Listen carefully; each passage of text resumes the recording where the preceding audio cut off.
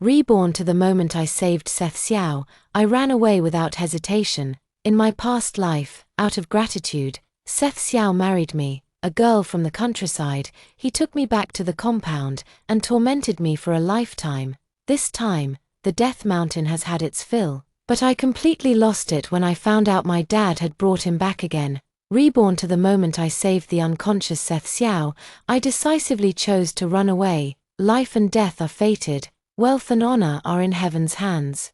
In this life, let bridges be bridges and roads be roads. I ran home and hugged my mom who was cooking, my nose tingling with emotion. In my previous life, my parents didn't want to embarrass me. Since I went to Beijing with Seth Xiao, I've only been there twice. For the first time, they wore new clothes made from fabric specially bought in town, bringing along hunted pheasants, harvested black wolfberries, sun-dried mushrooms, and some rural fruits and vegetables. They traveled a long distance to attend the wedding of me and Seth Xiao. The Xiao family simply felt they had been disgraced. I'll never forget how my parents stood at the door, awkward and uneasy, trying to please them. Yet for my sake, they lowered their heads with forced smiles, repeating just one phrase over and over. "Lenny is a good child, you're good people. We trust you'll treat her well." Before leaving, my parents held me close, wiping away tears. "My dear daughter, now that you're someone else's daughter-in-law, don't keep thinking about us. Take good care of yourself." I knew they were afraid that the prestigious Xiao family would look down on me. The second time, my elderly father brought my frail mother to the capital city to see me for what might be the last time. I don't know how my father managed to carry my mobility-impaired mother all that way just to catch a distant glimpse of me, and I, just one morning when I turned back at the alley's entrance, felt a void in my heart. After receiving the tragic news of my father accompanying my mother in her final moments and rushing back, the neighbors said my mother had a tumor, and within just half a year, it drained all their savings. The train ticket was pieced together by the neighbors' contributions, and by the time I returned, my mother had already passed. After my father settled them, he left me the small amount of money from selling the old house after his death. My parents had me late in life, and I never gave them a moment of happiness, trapped in the Xiao family, where anyone could mock me with a few words, serving the in-laws, caring for the son, attending to the husband. The only virtue I was ever praised for by so many, being capable and diligent, was never for the sake of those who truly cared for me. The only regret expressed before my death was a single line from my son: "My mom left too soon. What a shame she didn't get to see her granddaughter." A shame, no. Just one less person to tirelessly raise his child for him. The Xiao family, every one of them is like a cloud in the sky. I, this earthly mud, have stained them for half a lifetime, and they have loathed me for half a lifetime, yet they pointed at me to toil for half a lifetime. Clearly, this was my misfortune. Perhaps the heavens heard my grievances and gave me a chance to start anew. This time, it's only for my parents. My mom was getting a bit annoyed by how clingy I was. She directed me to knead the dough. I agreed without a second thought. My mom teased me, saying I must be possessed, since I usually whine, make excuses, or slack off when she asks me to do anything. Hearing my dad return, I dashed out of the kitchen in one swift move. When I saw the person my dad was pushing on the cart, my face turned deathly pale. Lying on the hay was none other than the unconscious Seth Xiao. I clenched my teeth tightly. My heart filled with bitterness. I should have just pushed him into the river to drown. "Daughter, come help your dad quick." While coming down the mountain, I scared off the rabbit but ended up picking up a person instead. My father had already gathered medicinal herbs and applied them to his wounds to stop the bleeding. Seth Xiao had been fleeing from pursuers and lost his way before ending up in our area, with 2 stab wounds to his shoulder and back. His originally bandaged wounds only looked so gruesome because they had split open during his desperate escape. There are no fatal injuries on his body. After bandaging him up and getting him to drink some water and eat some rice, he'll be fine. But for now, we mustn't let my father know about this. I pretended to help him up and took a badge from his inner pocket. "Hey, Dad, look at this. Doesn't it look like the kind of thing soldiers wear?" My father examined it closely, and suddenly his eyes lit up. "He must be a soldier. I've seen them driving military trucks through town before. just like this one. Old Jew here has done a tremendous good deed, saving a soldier. Quick, help him inside. Wife, kill a chicken. He's badly hurt and needs nourishment. I was dumbfounded, forgetting that my dad is a huge admirer of the chairman. In his eyes, soldiers are all great heroes defending our country. I stopped my dad and said, he clearly isn't an ordinary person. What if he's on some kind of secret mission? It's not safe at our house. We should take him to the village chief's place and let the chief contact the town authorities. After all, the village chief's house is much better than ours. My dad thought for a moment, then looked at me solemnly. My daughter, you really think things through? He said. I feel somewhat helpless. My dad is such a kind and honest man. My dad went out of his way to add another layer of straw to cover Seth Xiao before delivering him to the village chief's house. The village chief accepted without a word. Back home, I was relieved that this hot potato was finally off our hands. The village chief's daughter had long been married off, so if he wanted to repay the favor, he'd have to find another way. I planned to earn some money to buy study materials and prepare for university entrance exams. In my previous life, before marrying Seth Xiao, I had only completed high school, but after moving into Seth Xiao's household, many people mocked me for being uneducated. Seth Xiao enrolled me in night school, promising to help me find a job. To prove myself, I buried myself in books whenever I wasn't working. When I felt confident in my studies and considered taking the college entrance exam, the entire Xiao family opposed the idea. They always believed that if I failed, it wouldn't matter, but if I succeeded, who would take care of Seth Xiao's grandparents and handle the cooking and laundry for the household? A girl from the countryside like me didn't need much education. At that time, I was living under their roof, and Seth Xiao also believed that filial piety to his parents was the top priority. I had to bow my head, but whenever I learned something new, my heart always yearned to see more. Thus, through the long years, even though I was mocked for pretending to be literate, the books of the Xiao family became my only solace. With those memories of knowledge, I was certain I could rely on myself to pass the college entrance exams in this lifetime. In recent years, you didn't need to have a degree to apply. You could take the exam just by signing up. It's autumn now, and there's a whole year until the registration and exam next summer. I still have plenty of time. Although my parents didn't understand why I suddenly became so motivated, they were still very supportive. After much deliberation, I made a lot of walnut stuffed dates to sell at the town's market. I had walnuts and dates readily available, and I bought some honey cheaply from the beekeeper's family next door. At home, I managed to prepare half a sack of them. It was my first time selling, and it didn't go well at first. Fortunately, after some people tasted them and found them good, they all sold out. The price was lower than I expected, but after all, it's a small place where people aren't willing to spend too much. My mother was actually quite happy, considering our family only earned a little over 40 yuan a year. 6 yuan was enough to feed the whole family for 2 or 3 months. It wasn't until my mother and I bought some food and returned home that I realized the sky had fallen. Seth Xiao was actually standing in my family's courtyard. The earthen walls of my home weren't very high, and from a distance, I could see an old man standing with his back to me. When my mom saw the person in the yard clearly, she thought I was shy because of a strange man. Seth Xiao turned his head and saw me, his eyes lighting up. This lustful creature.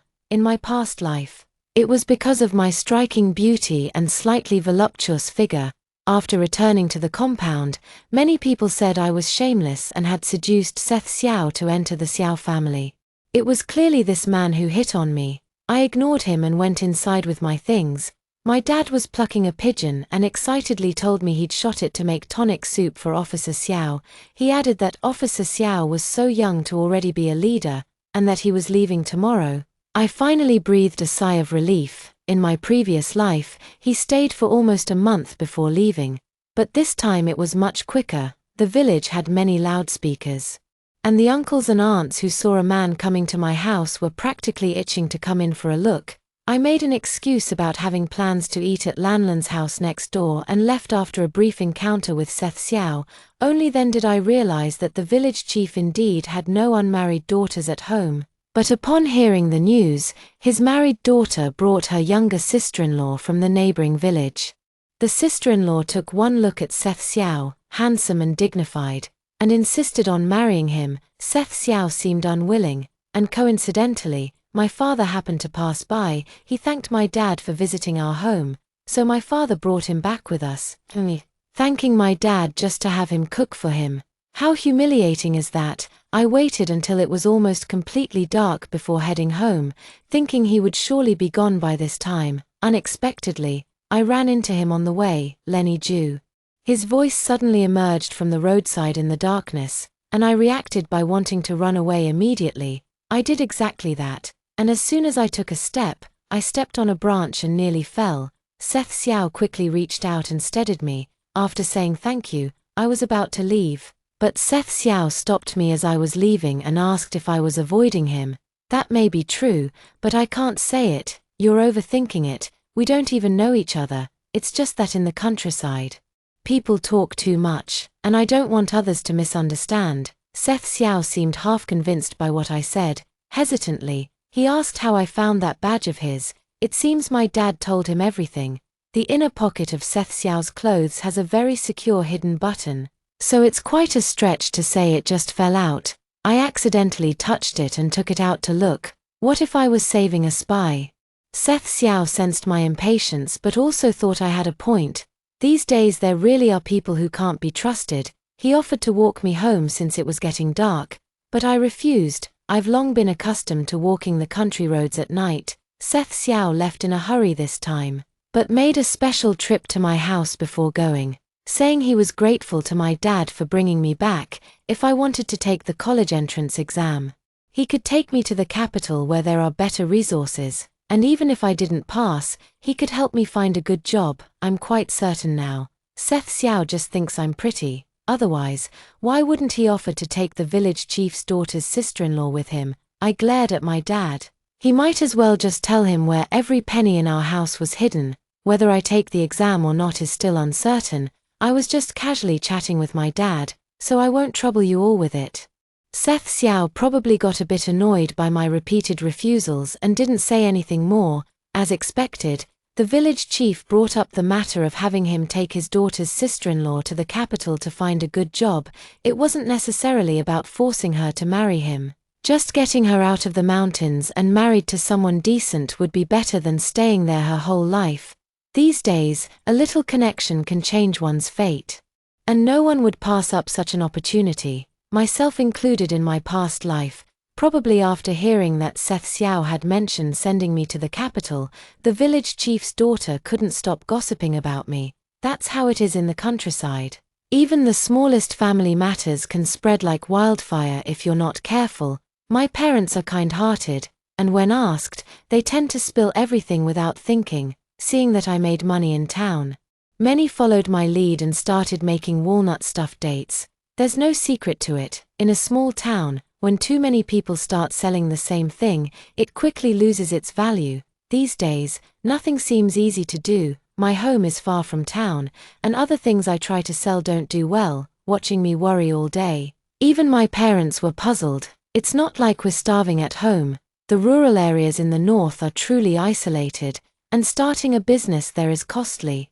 Even if you opt for something with low costs, it's troublesome to keep it going without someone to back you up. I simply bought some practice questions and started working on them at home. Burying myself in studies counts for something, I suppose. Since I couldn't save much money, I figured I'd head to the capital and earn it slowly there. Time flew by, and as the new year approached, my aunt came to stay at our place for a few days with my cousin and uncle. Our family is small. My father is alone.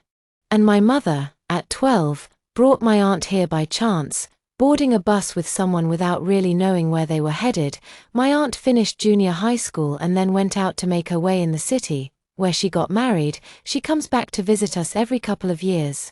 My cousin didn't like studying and dropped out after finishing high school. He worked in a factory and only settled down last year. Seeing me doing exercises, he found it quite unusual. He didn't really understand it, but he said my handwriting looked nice. Hearing from my parents that I was preparing for college, he immediately offered to find some study materials and have them sent to me. My aunt and uncle-in-law also praised me for having ambition.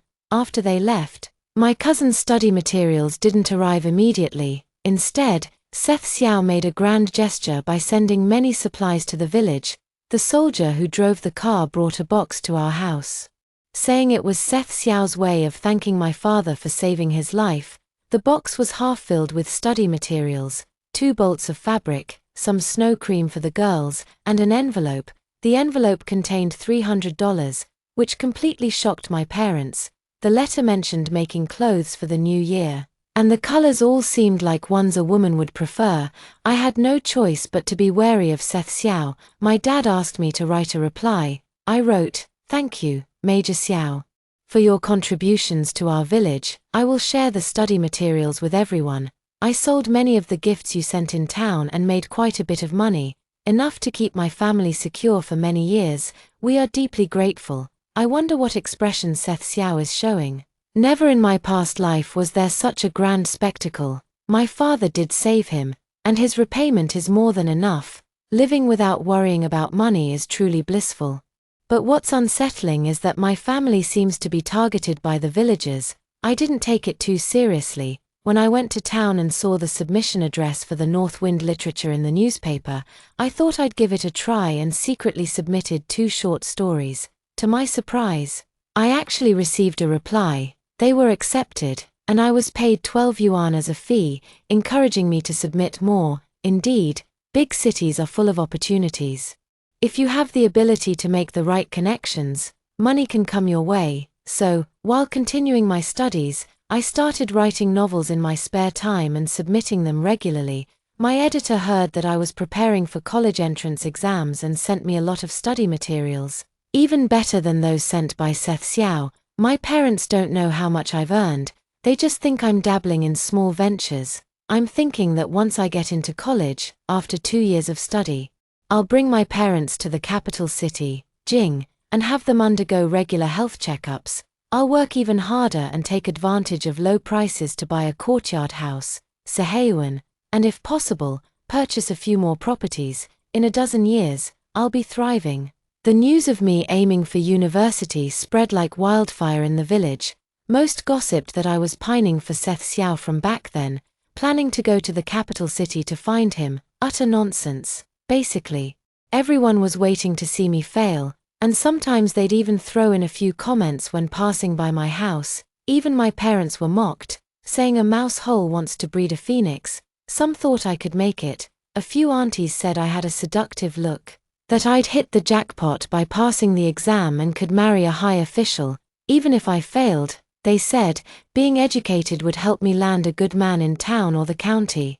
They claimed men all liked my type. Just look at the men in the village. My mother nearly got into fights with them several times over their gossip about me. The exam is approaching, and the worry on my parents' faces has grown. On one hand, they fear that all my hard work might not yield good results. On the other, they worry that if I do succeed, I'll have to leave home. My parents are too kind, no matter how malicious outsiders are toward them. As long as it doesn't cross the line into outright bullying, they'll endure it without complaint. I'm the only exception. After they took me to the county for the exam and returned, more and more people gathered at our doorstep every day. Some came to propose marriage, others just to gawk at the fool who dared dream of turning from a country bumpkin into a phoenix. I've made a decision. I won't wait until I've been in college for a year or 2, as soon as the admission results are out. I'm taking my parents to Beijing. The big stack of bills Seth Xiao gave us at home hasn't been touched yet, and over the past 6 months, my writing earnings have added up to 2 more stacks. Prices in Beijing aren't that outrageous these days. Renting a place for a year costs 60 or 70 yuan. My mom can definitely make money by buying a sewing machine and making clothes.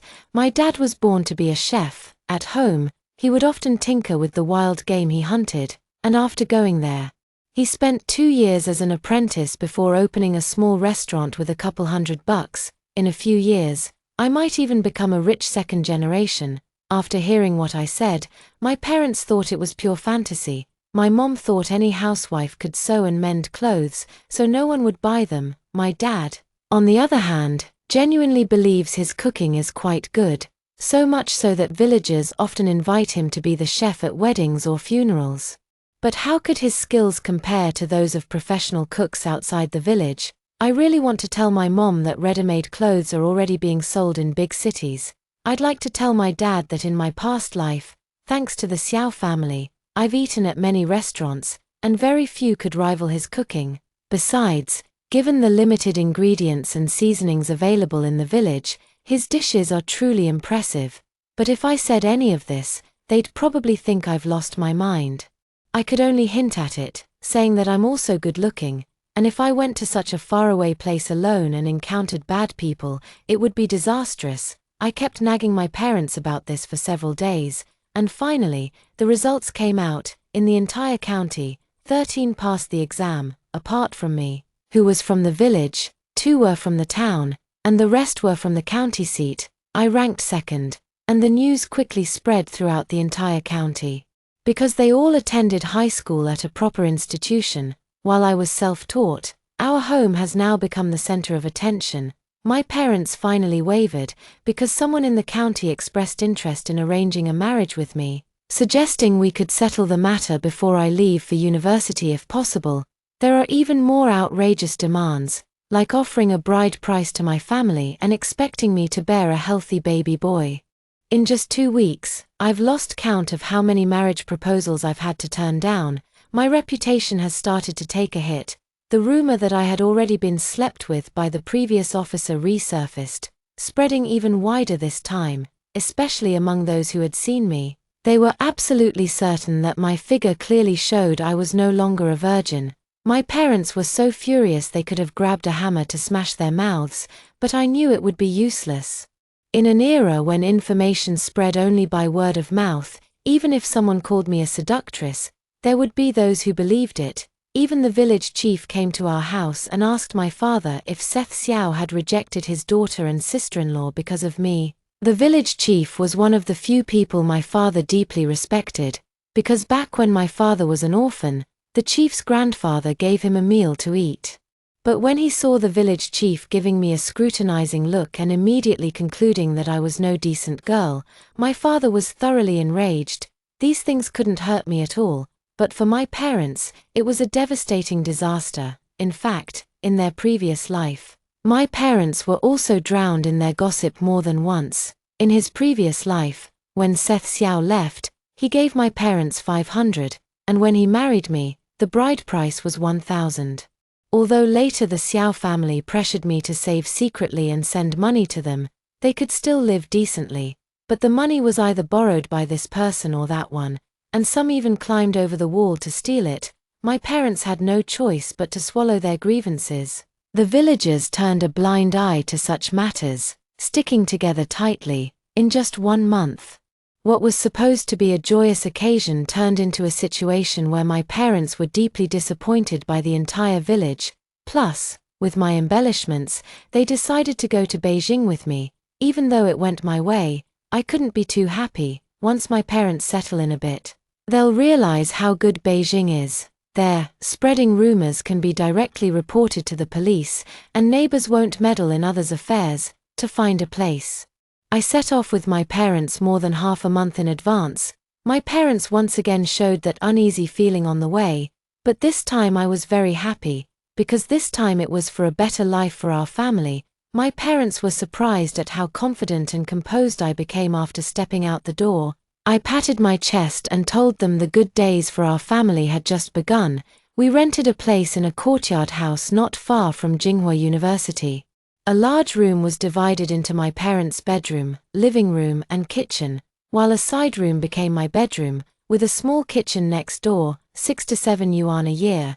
My parents were quite reluctant. Just as they were about to take out the money, they were astonished to see me pull out a 10 yuan bill. I told them it was my own earnings from writing. My parents didn't understand such things.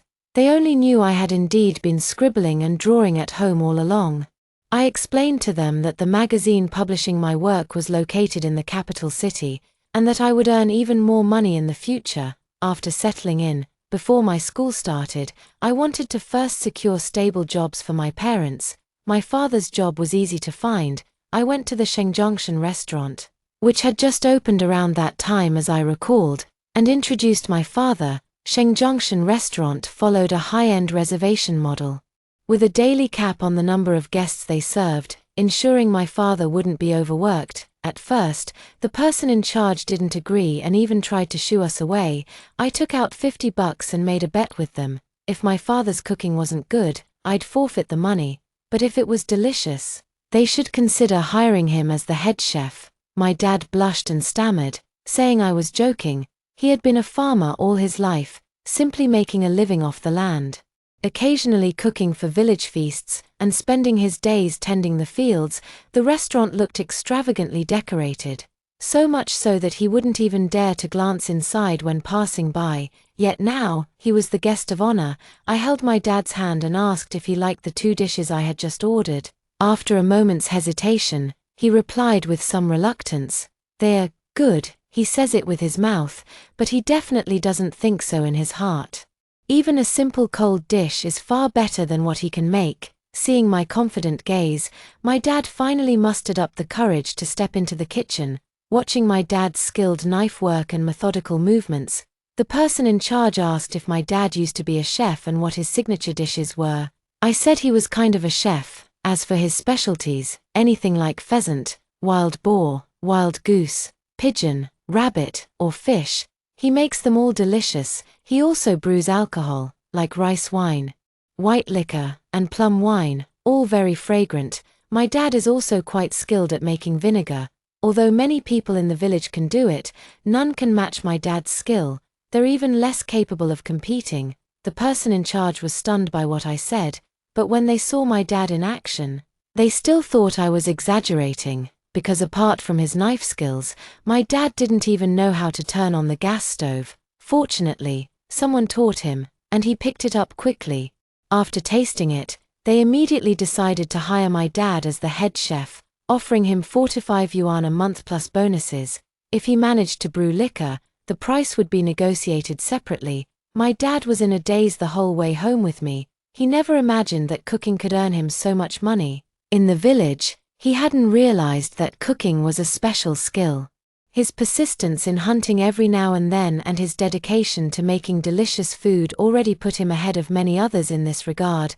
Moreover, my dad truly had a natural talent for cooking. Solving my dad's job issue means it's my mom's turn now. My mom wants to set up a stall like the vendors selling goods around, but both my dad and I think it's not a good idea. My dad says he earns money so my mom doesn't need to work, but she disagrees. In the countryside, she was so capable, except that her cooking isn't as good as my dad's. She excels in everything else. I took my mom shopping for 3 days, visiting many private tailor shops, finally bought fabric and thread to take home. I secretly went with my dad again to buy a sewing machine.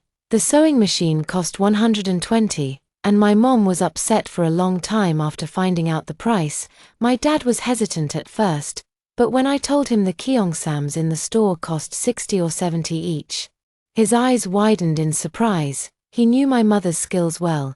She could create floral patterns just by looking at newspaper samples, and even 5 yuan for clothing in the village was considered expensive. With a sewing machine, my mother found it even more convenient. I asked my mother to make me a cheongsam, and she also tailored a Western-style dress for me based on the floral design I chose. On our way to Fengxiang clothing with my mother, many people asked me where I bought my clothes. My mother's laughter grew increasingly hearty and unrestrained. Fengxiang Garments is a clothing store that sells Western-style dresses and also takes private custom orders, as expected. The owner's eyes lit up when he saw me. I had my mother take out the cheongsam, a green one embroidered with peonies in subtle black patterns, adorned with pearl buttons, exquisitely elegant. I told my boss that my mom doesn't know many characters now, but she has her own unique insights into patterns and color combinations. My mom quickly responded that given some time, she would study hard. In fact, with just my mom's skills, many clothing stores would want her. But I feel she might have even greater potential in the fashion field. In a few years, Fengxiang Apparel will become a high-end private customization brand, and if my mom stays, she could learn even more. The boss told my mom there would be a 1-month probation period with a salary of 10 yuan, but if she could stay on, it would be 30 yuan per month. plus a 15 yuan commission for each piece of clothing sold. When my mom got home, she was so absorbed that she even forgot to eat. Holding the fashion design book I bought and comparing it with a dictionary, studying tirelessly, suddenly, I felt like the most unnecessary person in the family. Before school started, I met with Xin, the editor who had been in touch with me. When she found out I was from the countryside and had been admitted to a university in the capital, she couldn't believe it. Upon hearing that I had brought my parents along, she seemed hesitant to speak. The next day, when she came to my house to discuss publishing a collection of short stories into a book, she was full of praise for the clothes my mother had made. She shyly asked if my mother could make her an outfit, even offering to pay half the deposit of 60 yuan upfront. This startled my mother, who immediately insisted she couldn't accept money for making clothes for a friend. After much back and forth, my mom was very firm and agreed to accept just the cost of the fabric. I persuaded Xin to let it go, otherwise my mom wouldn't welcome her anymore, so Xin finally took the money back. I comforted her by saying my mom works at Fengxiang Garments, and if she liked the clothes, she could help spread the word. That's when Xin's eyes lit up. Xin stayed at my place until after 9 p.m. before leaving, because at 7 p.m., my dad had someone deliver dinner for me and my mom. Seeing this, I decided to let her stay and try my dad's cooking. Though the food wasn't very hot anymore, Xin ate as if she hadn't had a meal in centuries. Luckily, I had asked my mom to prepare some dumplings in advance. Otherwise, fighting over food with her would have been quite awkward. I brought out the plum wine my dad had brewed at home, with its low alcohol content. It wouldn't get anyone drunk. After eating and drinking her fill, Xin started babbling nonsense, saying she'd never had such delicious food in her life. She made my mother very happy. Xin herself was a college student, came from a good family, had a proper job, and was also beautiful. My mother also heard that it was because Xin worked as my editor and accepted my manuscript that I was able to earn money, so she liked Xin immensely. My home didn't have a telephone, so Xin called her brother to come pick her up. When I saw her brother, I was stunned for a moment. In my previous life, I had met Xin's brother. Though it was only during a wedding I attended with the Xiao family, what left a deep impression was that most attendees that day were military personnel, and her brother was the only businessman present. I had seen not just the Xiao family, but also people from other influential households who all looked down upon those in business. Yet at that engagement banquet, almost all of his peers went over to toast him, and he merely took a sip from his glass each time. Those people didn't seem to care at all. Even when Seth Xiao greeted him, they just clinked glasses and each drank half a cup. I was sitting at the women's table, directly facing his direction, listening to their chatter. I remember someone mentioned the surname Chu, saying the Chu family had been in politics for generations but produced two rebellious sons. One was that guy surnamed Chu, who refused to rely on family connections and stubbornly avoided entering politics. After becoming a businessman, he amassed hundreds of millions in assets within just a few years, only to be scolded mercilessly by his parents. During one argument, his father even threatened to shoot him if he became a capitalist. Later, it was said that he donated 2/3 of his income when the country was in crisis. One could say he was a hero, though they look down on business people. They all obediently yield when faced with someone who could literally drown them in money, especially when that person has such powerful connections. For a moment, I thought my eyes must be playing tricks on me. With jobs secured, my parents were glowing with energy every day, and to my surprise, they even started studying when they came home. My dad said his clients were all cultured people, and he couldn't afford to embarrass himself. My mom said that to excel in fashion, one must understand clothing, and reading more books is the way to learn more. Now it seems I've become the more idle one in the family. On the first day of school, when I stepped into the campus where I had delivered clothes to Seth Xiao's sister in my past life, my mindset had already changed. This life is the real college experience that belongs to me. Lenny Ju, this is what life should be. I just got approval from the teacher to move off campus and was out wandering when I ran into Seth Xiao and Xiao Ran. I really wanted to pretend I didn't know them and avoid them, but Seth Xiao had already quickly walked up to me. Lenny Ju, Why didn't you contact me when you came to Beijing? His question made me realize he already knew I was in Beijing. It seems they also know my parents are here, spending all day poking their noses into things. How utterly idle they must be. Sorry to bother you. But I really appreciate you delivering the documents and money back then. It was a huge help to my family. Could you leave me your address? Seth Xiao felt a bit embarrassed. Of course. Are you planning to visit me? I smiled and said, I'll definitely visit to express my gratitude when I have the chance. Seth Xiao actually smiled, then seemed to think of something. Feel free to reach out if you need any help. If your parents are looking for jobs, I can also, bro. Is this the rural girl you've been sponsoring? Xiao Ran, who had been observing for a while, finally couldn't help but speak up. In her previous life, Xiao Ran had always disliked my appearance, thinking her brother was getting the short end of the stick by marrying a country girl, and would seize every opportunity to mock me with a snide remark or two. Hearing her say this, Seth Xiao awkwardly told me not to misunderstand. Of course, I knew Seth Xiao would never say such a thing. It was just Xiao Ran trying to get under my skin again. I smiled and said, I'm truly grateful for Major Xiao's financial support, but my parents don't need any help.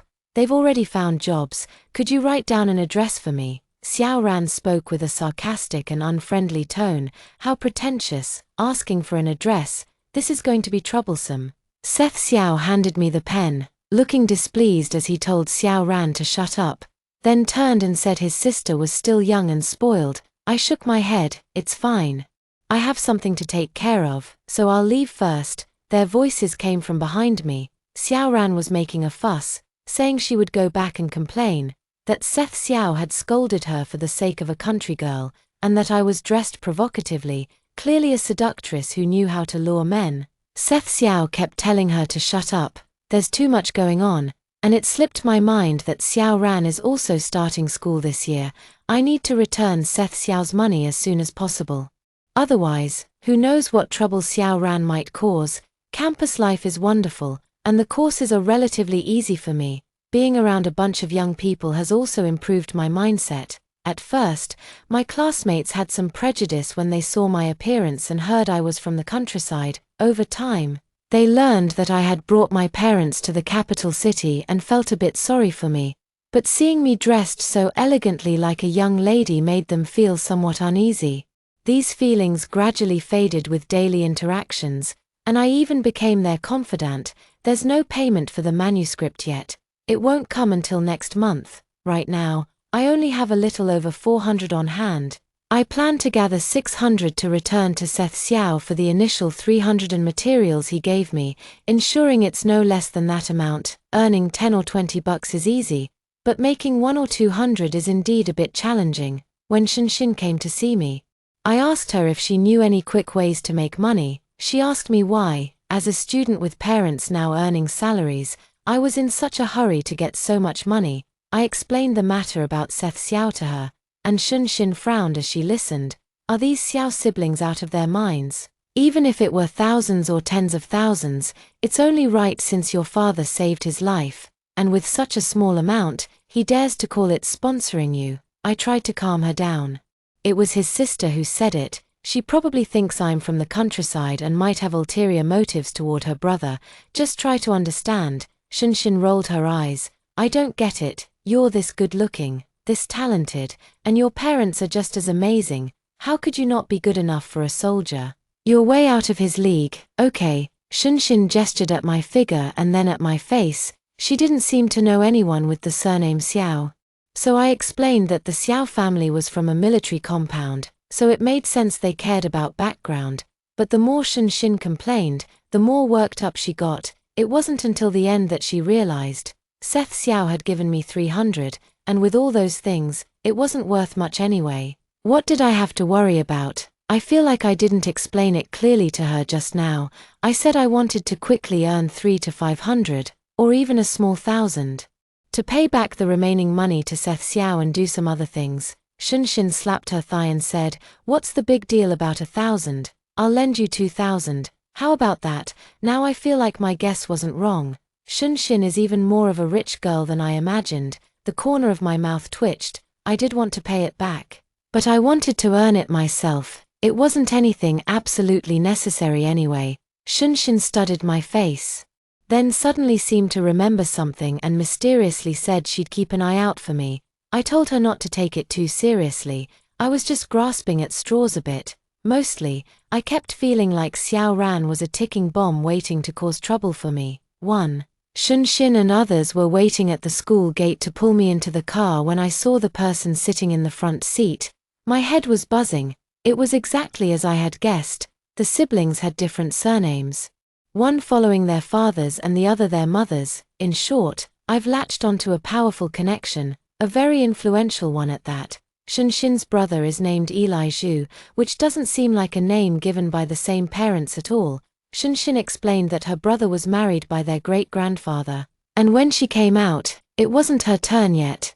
Eli Zhu glanced at me a few times through the rearview mirror and said I looked quite happy. I pressed down the corners of my mouth that I couldn't suppress at all and waved my hand. No, I just feel like you're very wealthy, like I've hit the jackpot. Eli Zhu didn't quite understand my words but found them somewhat amusing. Shunshin teased me for not focusing on writing books properly and only thinking about making money. Eli Zhu offered me a money-making opportunity to teach kids at a welfare center, 2 classes every Sunday, with each class paying 200. I actually feel a bit embarrassed to take the money. Accepting payment for something like this makes me seem greedy. I discussed with Eli Zhu that I could come to teach but wouldn't take the money, and perhaps try another job instead. Eli Zhu bluntly said he had money, and I had time. It was just about keeping him company to relax. For a moment I thought I'd misheard, until Eli Zhu picked me up to go to the orphanage, and I realized it really was about accompanying him. Something felt off. But I couldn't quite put my finger on it. When Eli Zhu waited in his car at the alley entrance, I was stunned. Sit in the front, treating me like your driver. I awkwardly smiled and moved to the front seat. The whole ride felt incredibly awkward. I thought about it a lot and finally came to a conclusion. Eli Zhu might have feelings for me. Not that I'm being narcissistic, but in my past life, there were always people in the compound waiting for the day Seth Xiao would discard me so they could marry me. Although I never heard that Eli Zhu got married in his past life, this kind of man could probably just crook his finger and have people throwing themselves at him. If he crooked his finger at me, no. I must stand strong in this life. Stealing glances at his profile, I felt a pang of regret. I shouldn't have told Shunshin about it. From the moment we left the orphanage, things between Eli Zhu and me felt off. The entire afternoon, except for the joy of playing with the kids, every time I caught sight of him, I felt awkward. Maybe I was paying too much attention to him. Eli Zhu asked me if I was tired and wanted to grab a meal together. I quickly shook my head and said my dad had already cooked for me. An eerie silence filled the car. As we neared home, Eli Zhu pulled over to the side of the road. I thought he had misremembered. There were still 2 blocks to go. What are you thinking about? I withdrew my hand that was about to give directions, feeling inexplicably nervous. Nothing. It's just, my place is still 2 blocks away. Eli Zhu turned his head and stared straight at me. I know, been there 3 times. I suddenly felt so overwhelmed that I wanted to cry. Everything was fine the day before yesterday, but what's with this attitude today? Eli Zhu's tone was perfectly calm. Yet I felt unusually nervous. Damn it, I'm almost 60 if you add up both my lifetimes. Why am I so nervous facing some young punk? I sorted through the jumble in my head, but the words that came out were somewhat incoherent. It's just that, I feel like you might have some thoughts in that direction about me, but I'm just a student and don't have those kinds of thoughts. Eli Zhu chuckled with a hint of mischief. What kind of thoughts? Being together. My head sank lower and lower. So I mustered the courage to say it outright. Honestly, don't waste your time on me with those games of keeping lovers or whatever. I have absolutely no interest and would never agree to it. I could sense Eli Zhu's previously relaxed figure, slouched against the chair, slowly straightening up. The atmosphere in the car was unbearably awkward. I'll get off here. Thank you for driving me home. I was just about to unbuckle my seatbelt when Eli Zhu's voice turned as cold as ice. Stay seated.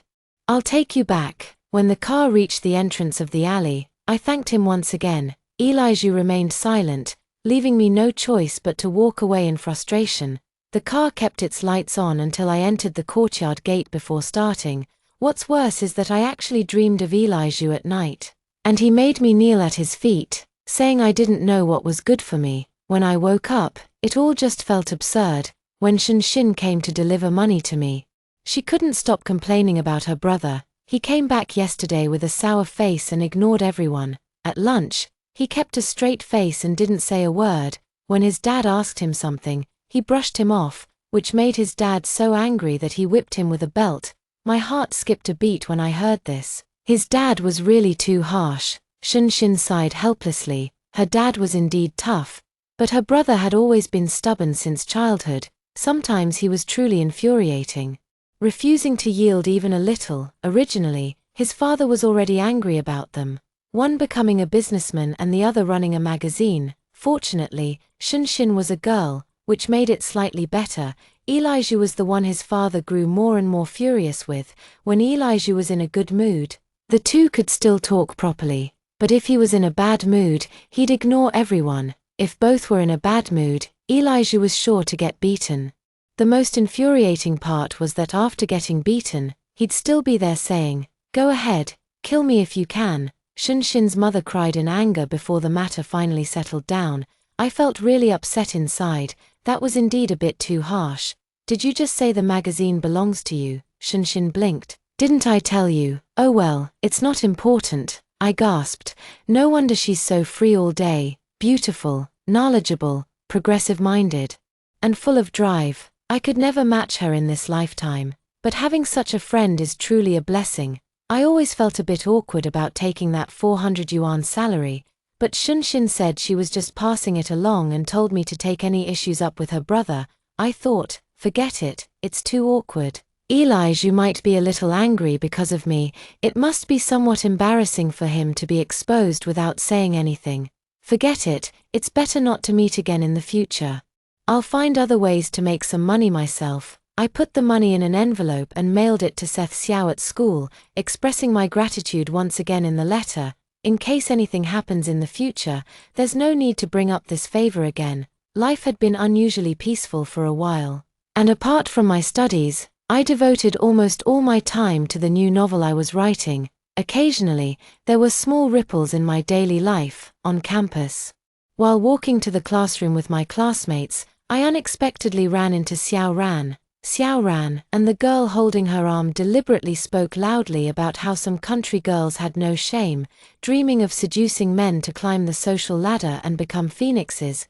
The targeting was too obvious. Even my classmates could tell. As I passed by, I muttered "idiot" to the flowers by the roadside. Enraged, Xiao Ran immediately grabbed my sleeve. But I didn't give her a pleasant look. I shook her off and walked away, finally leaving her behind, screaming and cursing incoherently. I couldn't be bothered to get involved with that family, but inevitably, rumors spread at school that I got into college by relying on a man. Some classmates even went out of their way to visit our class just to see what I looked like. After seeing me, they became even more convinced of their belief. How could someone who looks like a fox spirit and comes from a village possibly score high enough to get into college? There were even male classmates slipping explicit love letters into my desk, spreading rumors that I already had 2 or 3 boyfriends. I just want to prove them wrong with my abilities. With final exams approaching, having solid results will make it more convincing to counter the rumors. My mom has reportedly been busy lately, rushing orders for a very wealthy client and coming home late at night. My dad simply told me to have dinner at a restaurant in the evening. Ever since I went to the restaurant to sample new dishes and incidentally came up with slogans and named a few dishes, the manager has been overjoyed every time he knows I'm coming. After hearing that other restaurants were trying to poach my dad, they treated him even better, and by extension, they made me feel at home whenever I visited. Sometimes when it's crowded, the waitress would see me and immediately ask me to lend a hand. Perhaps my karmic ties with the Xiao family are too strong. I ran into them again when I went for dinner at night, and this time, it was the whole family. There's also Yaro Yin, the woman the Xiao family wanted to arrange for Seth Xiao to marry in my previous life. Yaro Yin did have feelings for Seth Xiao. She caused me a lot of trouble after we got married. But Seth Xiao always told me to endure it. saying he would never divorce me. Looking back now, it would have been better if we had divorced. Xiao Ran spotted me with sharp eyes and even mistook me for a restaurant waitress. She probably said something about me to Mr. and Mrs. Xiao as Mrs. Xiao sat there looking at me with her head held high, putting on a haughty air. I gave them a puzzled glance. What a bunch of weirdos. The seating in the main hall of Shengjiangshan wasn't plentiful. With bamboo partitions dividing the space, Seth Xiao and Yao Yin sat across from them, while Mr. and Mrs. Xiao and Xiao Ran had a direct view of the center of the hall. When Xiao Ran pointed at me and called for a waiter, I rolled my eyes at her and walked straight into the kitchen. I never expected her to make a scene in the lobby. When I went out upon hearing the commotion, Xiao Ran had thrown down her chopsticks and was confronting the waitress. If she's not a waitress, then what is she? What's wrong with me asking her to serve me today? I walked over and took the blushing waitress sister by the hand. Seeing me approach, Seth Xiao also looked somewhat awkward, whispering an apology. Mother Xiao shot him a glare and stared at me fiercely. Sis, didn't Manager Zhong say our Sheng Junction is a high-end establishment? When we encounter unreasonable customers like this, we should just kick them out. Xiao Ran initially showed a smug smile upon seeing me, but her face tightened again upon hearing my words. Father Xiao, accustomed to his high position, felt somewhat humiliated, and his gaze toward me was full of threat. Xiao's father directly demanded the boss come to see him. Xiao Ran arrogantly ordered me to get out of the restaurant.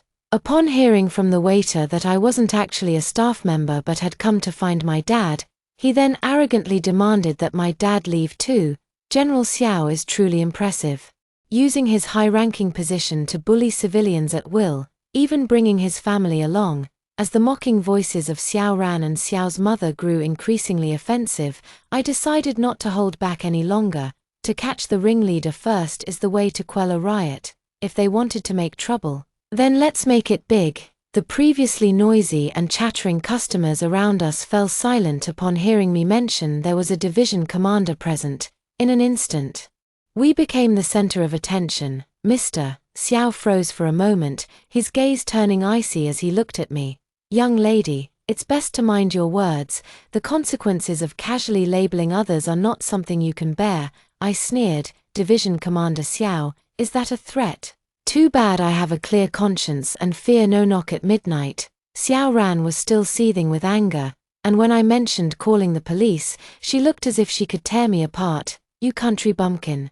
Do you think you can stir up trouble in the capital? Do you really believe my brother will marry you just because you followed him here? With your shabby, low-class air, you're not even worthy, and it's not like my brother has the final say in our family.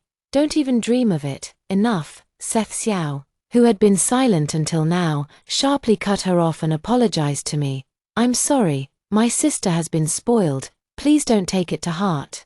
I had heard these words countless times in my past life, endured endless torment. As I looked at Seth Xiao, my gaze turned completely cold. Since your sister can't understand human language, I'll make it clear while the Xiao family is all here, and Xiao Ran has been maliciously tarnishing my reputation at school, spreading rumors that I got into college because of Seth Xiao, saying I seduce classmates and her brother.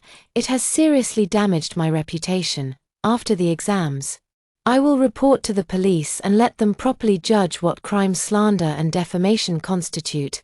My college entrance exam scores are real and solid. I have no idea who I supposedly relied on or what favor I borrowed from your Xiao family. Instead of strutting around here, Commander Xiao should think carefully about how to clear his daughter of the crimes she's committed. The Xiao family seemed surprised when I mentioned repaying the money, but they still wore threatening expressions on their faces. Mother Xiao looked at me with a cold expression. Talking about self-reliance, your family of 3 couldn't even earn 50 yuan a year in the countryside. Could you, without my son's help, would you have ever made it out? And those materials? Could you have bought them in the village? Young lady, you owe my son for lifting your entire family out of the mountains. Now that you've repaid it, have you forgotten so quickly? Her words made sense, but I, Lenny Ju, have my own capabilities. Madam Xiao, how amusing. The author Shun Xin, signed 4 years ago was already earning 70 or 80 yuan in royalties each month. hardly someone who couldn't afford materials. How interesting. Shunshin suddenly stepped out from her position by the wall, startling me, and I instinctively glanced backward. When my eyes met those piercing ones through the gaps between the bamboo, my heart skipped a beat. And I flusteredly looked away. Damn it, why am I so nervous? The Xiao family recognized Shunshin, and their expressions became noticeably more ingratiating. Xiao Ran seized upon Shunshin's remark about being the author and sneered, making a scornful comment, "A country girl as an author, even if you, the eldest daughter of the Chu family, love to champion the underdog, you should at least consider what kind of person you're defending." Shunshin gave me a comforting look and glared coldly at them. Miss Ju is a writer I personally signed 4 years ago. Her first exclusive interview will be released soon, and Miss Xiao can take a look then. As for the materials mentioned earlier, when I learned that Miss Ju was preparing for college, I also sent her quite a few. The few $100s and some study materials the Xiao family mentioned seemed to have been treated as if they were the Ju family's lifeline. How ridiculous. The Xiao family was in disbelief yet powerless at this moment. With Xiao Ran stubbornly insisting that we were talking nonsense, the onlookers enjoyed the spectacle, their words filled with disdain and belittlement toward the Xiao family. Mr. and Mrs. Xiao had never been subjected to such pointed criticism before. Their faces darkened, but they had no way to save face. If I had known my daughter would be bullied like this just because I saved someone, I should have left him to die on the mountain that day, where no one would have known. My dad had been busy in the kitchen and only came out when he overheard people whispering. Seth Xiao opened his mouth, his face flushed with shame and anger. "I'm sorry, Uncle Ju," my father faced Mr. Xiao without a trace of fear. "I heard you're still a division commander. Our family managed to leave the countryside all thanks to my daughter.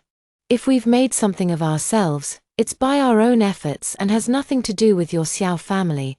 If you dare slander and bully us with baseless accusations, I'll risk my old life to appeal to the central authorities and see if anyone will stand up for us farmers who've worked our way up." I was shocked to see my father's straight posture, and couldn't help but find it amusing when I noticed his trembling hands, seeing they couldn't gain any advantage.